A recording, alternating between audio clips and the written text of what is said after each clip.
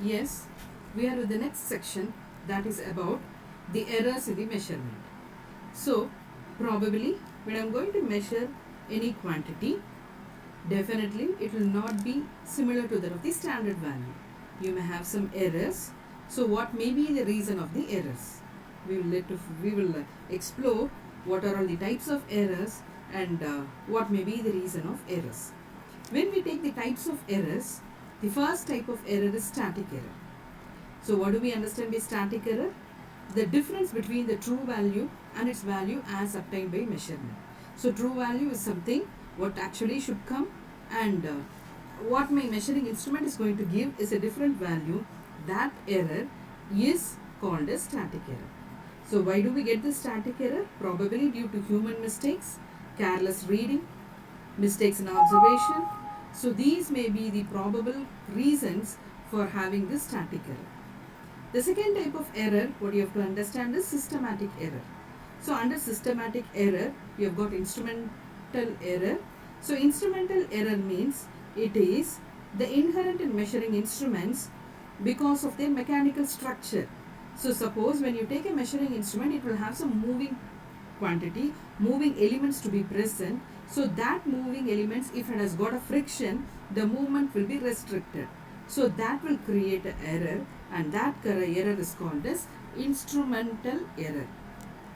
The next one is environmental error. You know that environment means the surrounding which is going to affect the measurement quantity.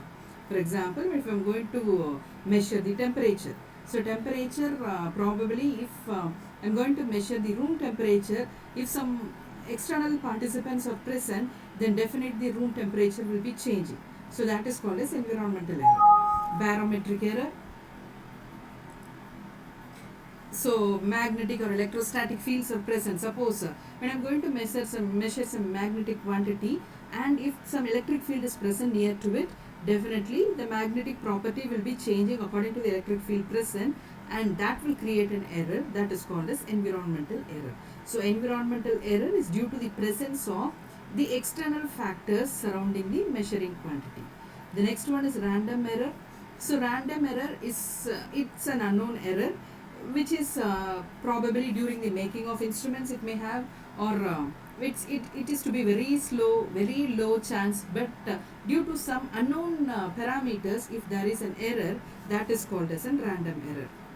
Yes, the next one is about after knowing about the errors, so let me understand what are all the types of instruments present. So again I am going to repeat that you are measuring instrument, you are going to measure, since we are talking about electrical quantities, we are interested to measure my electrical we are going to measure the electrical current, we are going to measure the electrical voltage, power, energy, etc. So we are interested to measure all these parameters. Let me understand what are all the types of instruments. The first one is called as absolute instrument. So what is this absolute instrument is that it is going to measure the quantity, electrical quantity is to be measured in terms of deflection. It is not going to compare, or it is not going to calibrate with respect to a standard. It is going to measure or give its value in terms of deflection. Then that is called as an absolute instrument. No comparison is done over here. Whatever the machine is going to, whatever the instrument is going to give the value, that is absolute. No other comparison is made. That is called as absolute instruments. So probably we are not using absolute instruments, and absolute instruments are taken as standard instruments which is used for calibration, or this is taken as standard with the help of which, or this is taken to be the reference with the help of which the other instruments are going to measure. Okay. The second one is called as secondary instruments. So what do we understand by secondary instruments? So secondary instruments are pre-calibrated with respect to absolute instruments. Okay. So if I am going to manufacture an instrument, an ammeter, that ammeter will be, after manufacturing that ammeter, it should be studied, or it should be checked whether it is going to read correctly. So that checking is called as calibration.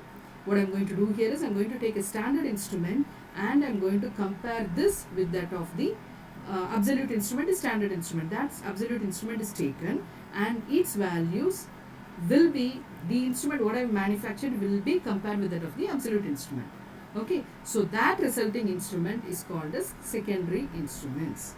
Okay, So here we will have calibration. Secondary instruments are calibrated. Then without calibration we cannot use secondary instruments. The next one is, what are all the different types of secondary instrument? Now we have seen the types of instruments. We have got two types. One is absolute, the second one is secondary. Now what are all the different types of secondary instruments? When you take secondary instruments, there are three types. One is called as indicating, the second one is recording, the third one is integrating. So let me put over here the first example, which is an absolute instrument. So this is an example of absolute instrument. So simply the deflection will say that is the value of the current, that is the value of the flux, that is the value of the voltage. The deflection will merely say, no comparison is needed over here. Tangent galvanometer is one example. The second one is current balance. Current balance is another example. Yes, so we have said that here secondary instruments are classified as indicating, recording and integrating. When I take indicating instrument, the examples of indicating instruments are ordinary voltmeters, ammeters and wattmeters. When I take recording instruments, the examples are XY plotters and ECG, electrocardiogram. The third one is integrating instruments. The examples of are ampere hour meter, watt hour meter and odometer. Yes. So the could you guess what are all these examples? These all belong to indicating instruments. First one is an voltmeter. The first one, if you take, it is an voltmeter. So it is an indicating instrument. Okay. The second one is an XY plotter. It is a integrating instrument. It is an plotting instrument. It is going to, let me go back here. It is a recording instrument. Okay. The next one is, the third one is again an ECG, which is a recording instrument. Yes. So these are few examples of the classification of your meters, your measuring instruments. Now when you take a measuring instrument, measuring means some movement is going to happen that indicates the value. So which means that if there is a movement, it means that there is a force, there is a torque to be produced. What are all the torques produced in a measuring indicating instrument? Let me go through that. The first torque is called as deflecting torque. The second torque is called as controlling torque. So deflecting torque, as the name says, this is the torque which is responsible for the pointer to move. The torque, whenever I am going to give some current, whenever I am going to pass some voltage, then a deflection is produced in the pointer. Let me go to the diagram here. You can see that in this voltmeter there is a spindle.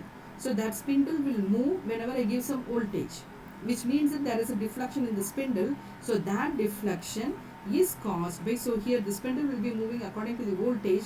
That deflection is caused by the deflecting torque. The next one is controlling torque.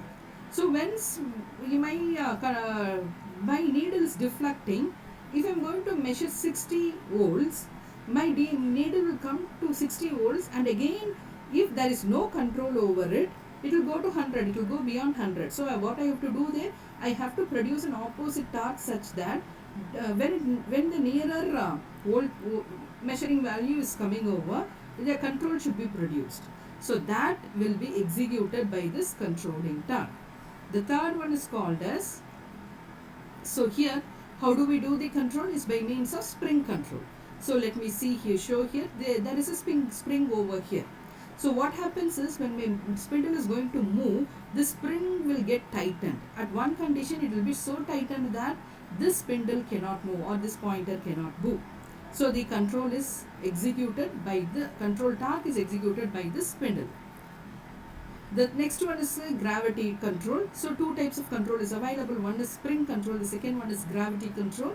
What do we understand by gravity control is that control is executed by using a weight. So here we have got a control weight and a balance weight. So whenever I give some current or when I am going to measure a voltage, so your spindle will be moving, your pointer will be moving. So this weight will try to control the movement of your pointer. At the desired location, it will be in such a way that your pointer cannot move. So that torque, control torque, will be produced by these two control weights. Yes. The last one is damping torque. So what